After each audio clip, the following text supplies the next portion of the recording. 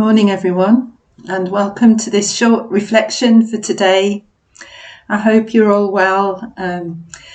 I've been listening this week to a fascinating programme on Radio 4 about the touch test, the survey that was carried out over many, many months, which was completed actually just the first week of lockdown in March. And they're now beginning to talk about and publish the results of that survey.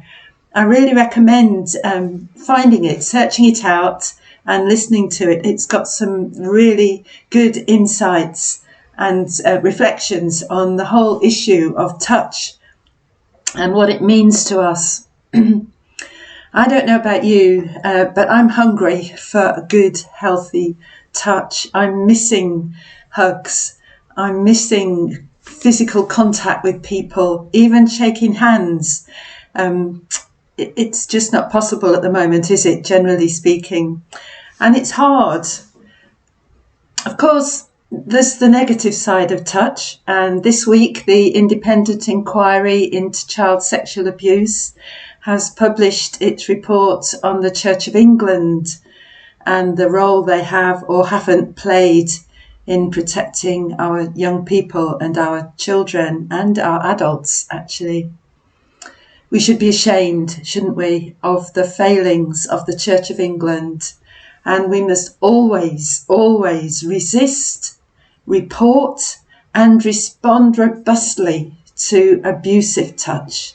It is just not acceptable at all. And please hear me when I say that certainly from our point of view here in Hillmorton, we will not tolerate any abuse of power or abuse of touch, and we will deal robustly and respectfully and positively about any allegations that are made to us. And I've prayed over the years with many, many people who have suffered deeply and terribly as a result of wrong and illegal touch. We continue to pray for healing of and justice for survivors, and also a deep clean of the systems which have failed people over the years.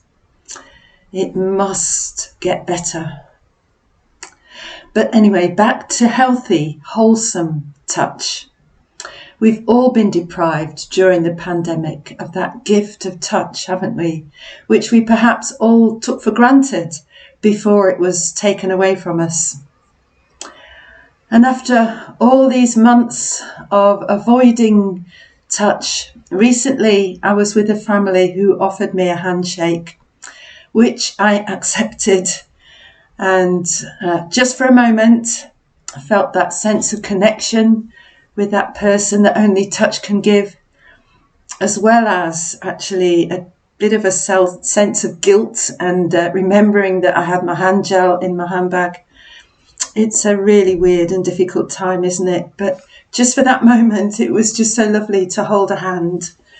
And I'm aware that, I've been in a privileged position of not being separated too much from those I love because of illness or hospital admission or needing care.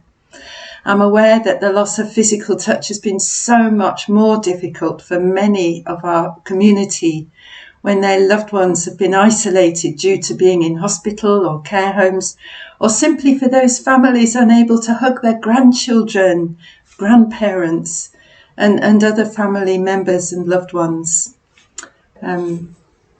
It's been hard, and it still is hard, isn't it? But when I read of Jesus' life and how he related to people, it nearly always involved touch. He touched the sick and they were healed. He touched the untouchables. He touched those who were unloved or unimportant in the eyes of community at that time.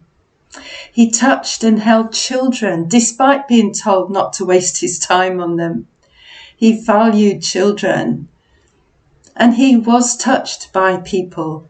Remember that woman who reached out simply to touch his garment and she was healed. Jesus then at that moment knew that someone had touched him. that healing power had gone from him to her at that moment to meet her need. After his resurrection, Jesus invited Thomas to touch his wounded hands and side. I've got a few pictures by a German sculptor called Dorothea Stegerwald. I hope I pronounced that correctly. This is one of my favourites. I hope you can see it. Let's try and get the angle right. There. Can you see that? It's beautiful. See those hands holding that person. It's entitled Supported. And there are many more sculptures that she's made which demonstrate the hands of Christ holding someone who's vulnerable and in need with a gentleness and yet with a power and with deep love and compassion. That's how Jesus touches people, and actually still today. There's a beautiful song of worship which we've not sung for a while actually, but these are the words. I'm not going to sing it, don't worry. But these are the words of this song. When I feel the touch of your hand upon my life, it causes me to sing a song that I love you, Lord. So from deep within, my spirit singeth unto thee. You are my King, you are my God, and I love you, Lord. When I feel the touch of your hand upon my life. Thankfully, Jesus isn't in isolation. Thankfully, he isn't banned from blessing us with his touch on our lives, bringing comfort, assurance, healing, love, or simply just to let us know that he's there. Maybe a hand on the shoulder, maybe just saying, I am with you, I won't leave you. And we can still reach out and hand him our needs, tell him our joys, and receive the warmth of his presence and his peace with us. I pray that you will feel his touch on your life today. God bless you.